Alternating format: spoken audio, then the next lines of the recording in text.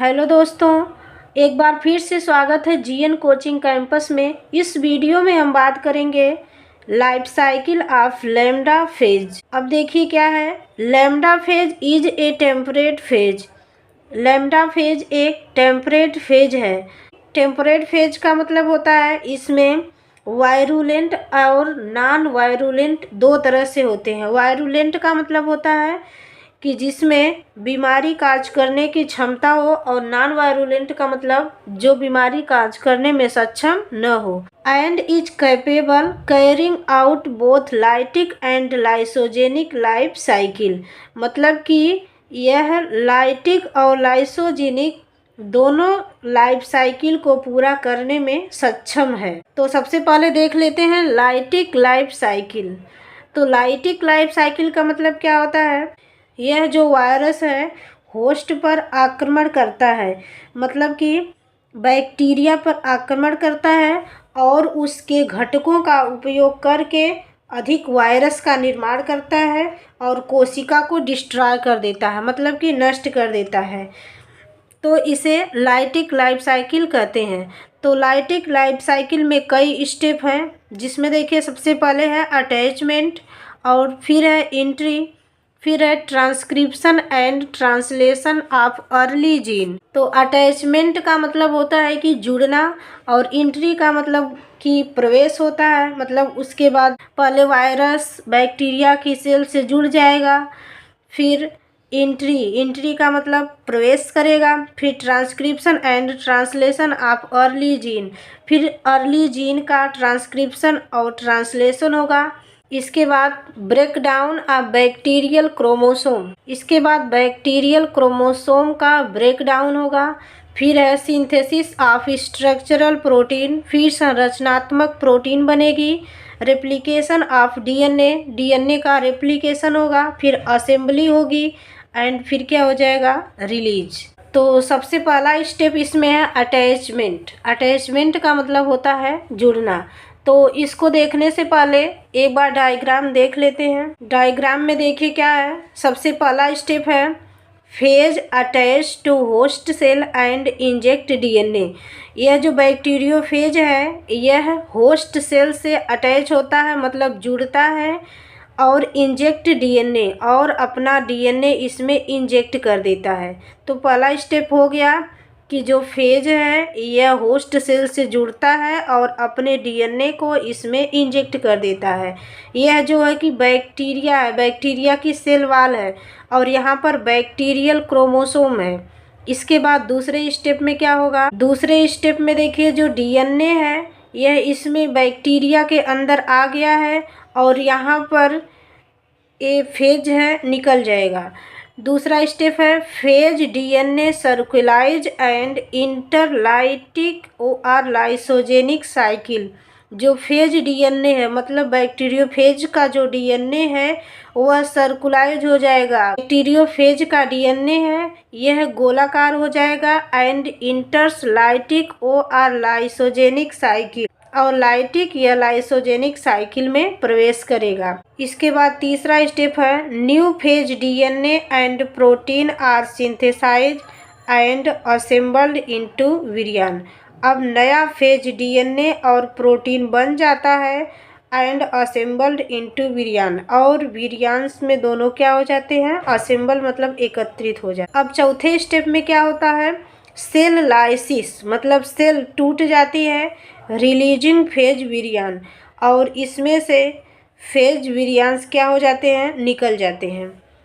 तो यह है लाइटिक साइकिल। लाइटिक साइकिल में क्या होता है, बैक्टीरिया की कोशिका नष्ट हो जाती है। और पूरे डायग्राम का वीडियो देखने के बाद स्क्रीनशॉट ले लीजिएगा। अब देख लेते हैं, इसमें पहला स्टेप है अटैचमेंट।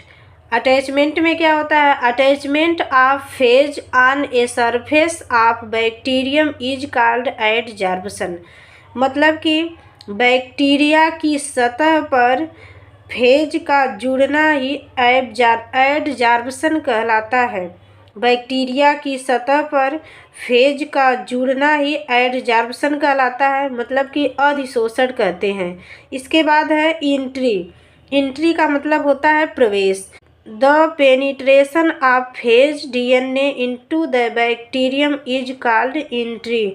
मतलब कि बैक्टीरिया में फेज डीएनए के प्रवेश को प्रवेश कहते हैं। फिर है penetration of DNA take place by a pushing force create during tail contraction.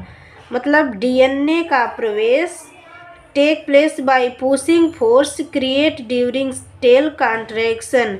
DNA का प्रवेश टेल कॉन्ट्रैक्शन मतलब कि टेल के संकुचन के समय बनाए गए पुशिंग फोर्स द्वारा होता है। मतलब जो डीएनए का प्रवेश है यह टेल के कॉन्ट्रैक्शन से बनाए गए पुशिंग फोर्स द्वारा होता है। फिर है द फेज प्रोड्यूस लाइसोजाइम। जो फेज है यह लाइसोजाइम उत्पन्न करता है which dissolve the bacterial cell wall, जो कि बैक्टीरियल सेल वाल को डिजॉल्व कर देता है and drill a hole in it, और इसमें छेद कर देता है। इसके बाद है transcription and translation of early gene. मतलब कि अब प्रारंभिक जीन का ट्रांसक्रिप्शन होगा और ट्रांसलेशन होगा। अब देखिए क्या है, early phage genes are transcribed into mRNA। जो प्रारंभिक जीन है इससे अब mRNA बनेगा एंड ट्रांसलेटेड इनटू प्रोटीन, और फिर प्रोटीन बन जाएगी।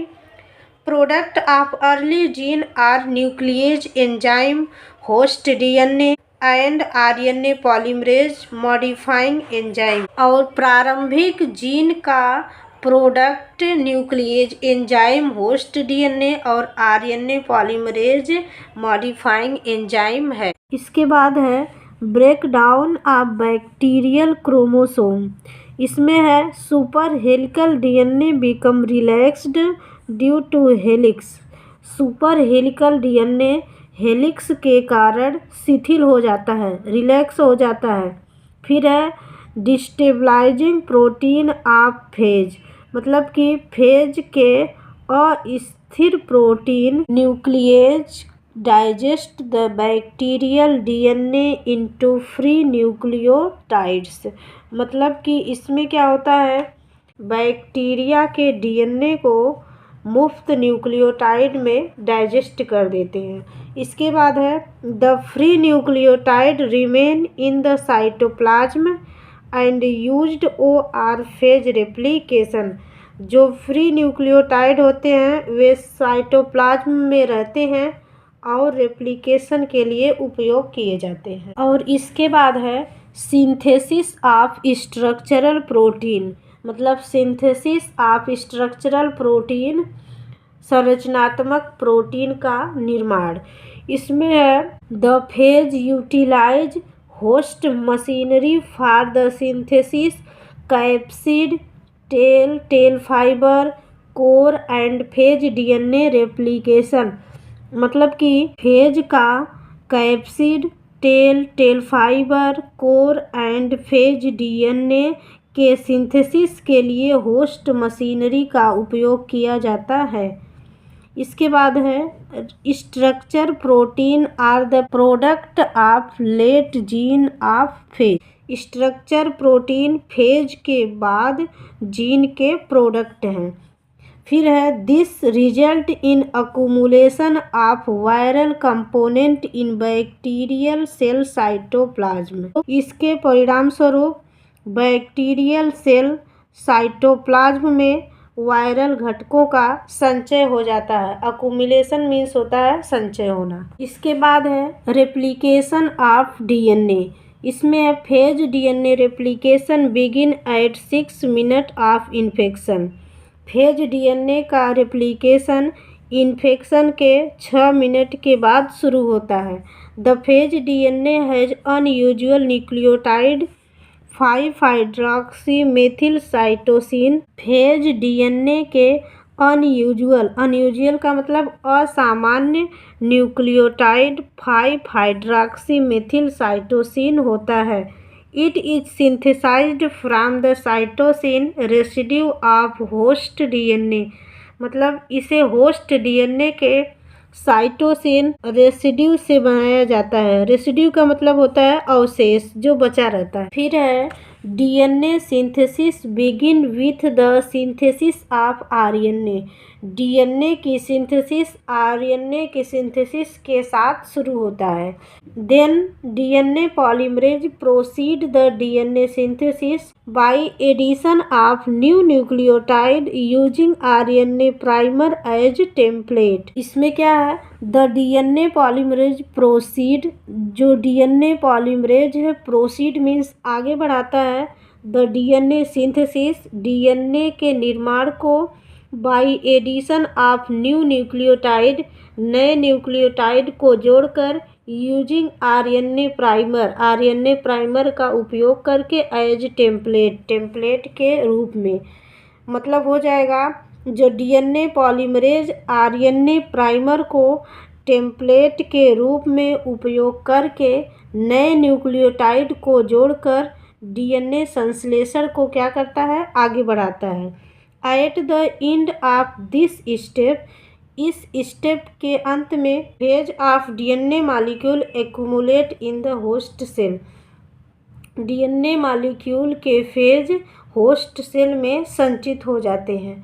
फिर इसके बाद हेडिंग है असेंबली और मॉर्फोजेनेसिस। इसमें है build up of virus by fitting the viral protein and DNA together is called viral assembly. इसका मतलब है बिल्डअप ऑफ वायरस बनता है by fitting the viral protein and DNA together. डीएनए और वायरल प्रोटीन एक साथ फिट होकर वायरस बनाते हैं, इज कॉल्ड वायरल असेंबली। इसे वायरल असेंबली कहते हैं। इसके बाद लास्ट हेडिंग है रिलीज का मतलब निकल जाना या मुक्त हो जाना। इसमें है this occurs 22 minutes after viral attachment to the host cell. Virus का होस्ट सेल से अटैचमेंट जुड़ने के 22 मिनट के बाद होता है। Lysozyme synthesized by virus breaks cell wall leading to crack in the cell wall. जो वायरस के द्वारा बनी लाइसोजाइम है वह सेल वॉल को ब्रेक कर देती है, leading to crack in the cell wall, और सेल वॉल में क्रैक हो जाता है। लाइसिस ऑफ होस्ट सेल, जो होस्ट सेल है ये टूट जाती है। रिलीज 150 से 300 प्रोजीनी विरियांस, 150 से 300 संतत विरियान मुक्त हो जाते हैं। और एक बार फिर से डायग्राम समझ लीजिए। देखिए सबसे पहले क्या होता है, phage attach to host cell and inject DNA. सबसे पहले जो बैक्टीरियोफेज है यह बैक्टीरिया के सेल वॉल पर अटैच होता है, जुड़ता है और अपने डीएनए को इसमें इंजेक्ट कर देता है। इसके बाद दूसरे स्टेप में फेज डीएनए सर्कुलाइज एंड इंटरलाइटिक और लाइसोजेनिक साइकिल। जो फेज डीएनए है यह गोलाकार हो जाता है, मतलब चक्राकार हो जाता है, और लाइटिक या लाइसोजेनिक साइकिल में इंटर कर जाता है। इसके बाद तीसरे स्टेप में क्या है, तीसरे स्टेप में new phage DNA and proteins are synthesized and assembled into virions. इसमें नया फेज डीएनए और प्रोटीन बन जाता है और विरियांस में इकट्ठे हो जाते हैं। फिर इसके बाद चौथे स्टेप में cell lysis releasing phage virions. Cell टूट जाती है और इसके बाद जो फेज विरियांस हैं वो निकल जाते हैं, रिलीज हो जाते हैं। तो ये है लाइटिक लाइफ साइकिल। और अब इसके बाद लाइसोजेनिक साइकिल अगले वीडियो में देखेंगे। और यदि वीडियो हेल्पफुल लगी हो तो लाइक कीजिए और सब्सक्राइब कर दीजिए और शेयर भी।